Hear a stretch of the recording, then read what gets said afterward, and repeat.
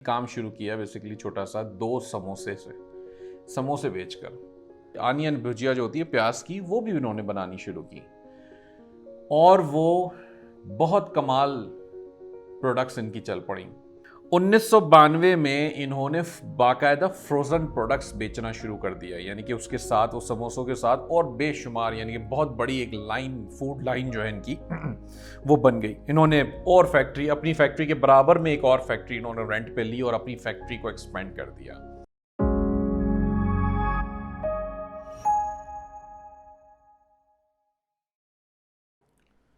आज आपको एक कहानी सुनाने जा रहा हूँ और ये कहानी है एक इंडियन खातून की। और आपको इससे ये पता चलेगा कि जी, जब मैं कहता हूँ ना कि इस स्टार्ट स्मॉल, अगर मैं कहता हूँ कि बहुत बड़ा रिस्क लेने की ज़रूरत नहीं है और हम छोटे रिस्क से, छोटे काम से भी शुरू कर सकते हैं, चाहे वो अमेज़ॉन का बिज़नेस हो या कोई भी हो। आपको इस कहानी से बड़ा पता चलेगा आराम से कि वो कैसे इंडियन खातून ने शुरू किया था काम और आज कहाँ पर है। बहुत सारे लोग जानते भी होंगे इनको। ये कहानी है the authentic food company, UK की कंपनी है। खातून का नाम है कमल बसरन। आई एम श्योर आप लोग, बहुत सारे लोग आप इनको जानते होंगे।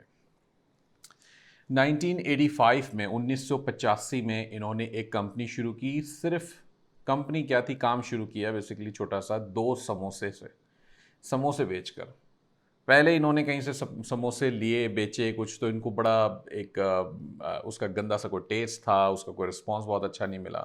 फिर उन्होंने और बेहतर इंग्रेडिएंट्स डाले, नई रेसिपी बनाई और उसको उसके ऊपर उन्होंने ट्राई किया। आप लोगों ने नाम सुना होगा डेली का, यानी कि बहुत सारी डेली होती है, डेलीकेटिस, पता नहीं कुछ इस तरह कहते हैं। डेली शॉप्स जो होती हैं बेसिकली, जहाँ पे बाहर मुल्कों में जहाँ पे खाने पीने की अशिया readymade, ready to eat products जहाँ पे मिलती हैं, इन्होंने वहाँ पर वो अपने वो जो समोसे थे वो रखवाए कि जी ठीक है, इसको बेचें। उन्होंने बेचे, बड़ा अच्छा रिस्पांस आया। नए समोसे थे, नई टेस्ट चल रहा था बेसिकली, उनको टेस्ट करना था। उन्होंने जो पैसा लगाया, वो पैसा था सिर्फ और सिर्फ उन समोसों के इंग्रेडिएंट्स पे, उसका जो रॉ मटेरियल उनको ख़रीदना था, बस वो पैसा लगाया और वो डेली शॉप्स में ले जाके रख दिया।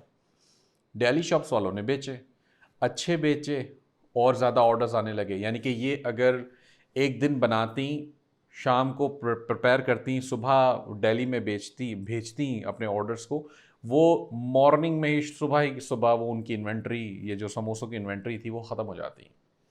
तो उन्होंने देखा जी अच्छा काम चल पड़ा है, तो इन्होंने बैंक से लोन लिया, कर्ज़ा लिया 5,000 पाउंड्स का। और वो कुछ कंडीशन दी कि जी उन्होंने खुद भी 5,000 पाउंड्स डालने पड़ गए, तो बहरहाल उन्होंने डाला।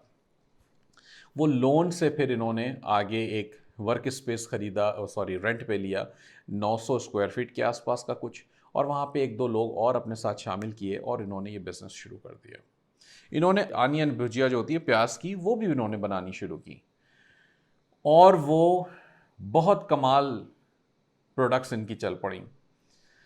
1987 के अंदर, 1987 के अंदर, 2 साल बाद, यूके की एक बहुत बड़ी हेल्थ फूड चेन जिसका नाम था हॉलैंड एंड बैरेट, उनके हत्थे लग गई इनकी प्रोडक्ट्स। उन्होंने टेस्ट किया, ट्राई किया होगा, उन्हें बहुत पसंद आई। उन्होंने इनसे रब्ता किया, इनसे कहा कि जी हमारी बहुत सारी ब्रांचेस हैं और हमें आपका ये प्रोडक्ट यहाँ पर बेचना है, तो आप इस, क्या एक बड़ा ऑर्डर हम आपको देंगे और डेली बेसिस पे आपको करना होगा ये, तो क्या आप इसे फुलफिल कर पाएंगी या नहीं। तो बोला जी ज़बरदस्त, चैलेंज तो लेने के लिए हमेशा से तैयार थी खातून। इन्होंने वो चैलेंज लिया और एक नई फैक्ट्री रेंट के ऊपर ली। यानी कि पहले और लोन लिया बैंक से कि जी अब वो फैक्ट्री लेनी है, और लोन लिया और मशीनें लगाई और लोग हायर किए, और उन्होंने वो जो बड़े जो ऑर्डर्स आने लगे ये हॉलैंड बैरेट की कंपनी से, वो डेली बेसिस पे ये सर्व करने लगी। ये काम इनका इतना चला कि इन्होंने इसके अंदर जो है वो और आइटम्स डालनी शुरू की, जैसे बीफ के और चिकन के, उनके कोई तिक्का मसाले के प्रोडक्ट्स और इस तरह की चीज़ें भी, क्योंकि खातून इंडियन हैं और जाहिर सी बात है वो इंडियन प्रोडक्ट्स चला रही हैं साथ साथ।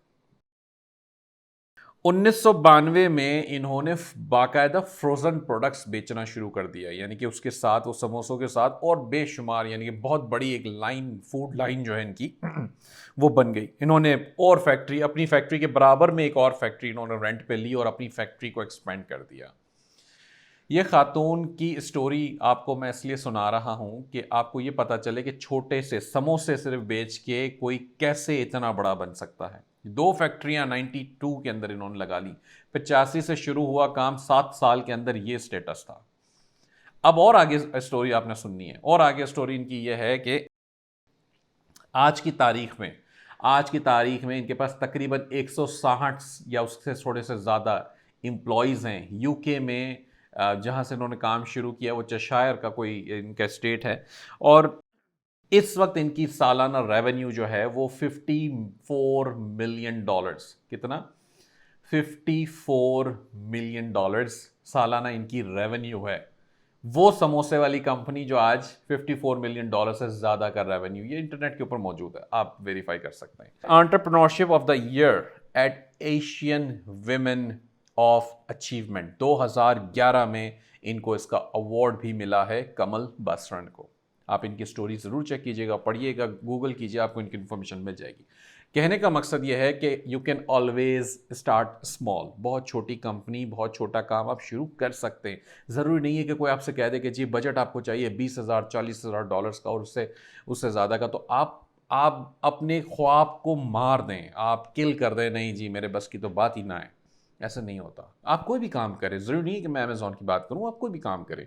छोटे काम शुरू छोटे से किया जा सकता है और उसको ग्रो किया जा सकता है इतना बड़ा कि कल को ऐसी कंपनियां बने जो मिलियंस ऑफ डॉलर्स की रेवेन्यू जनरेट कर रही हो सालाना।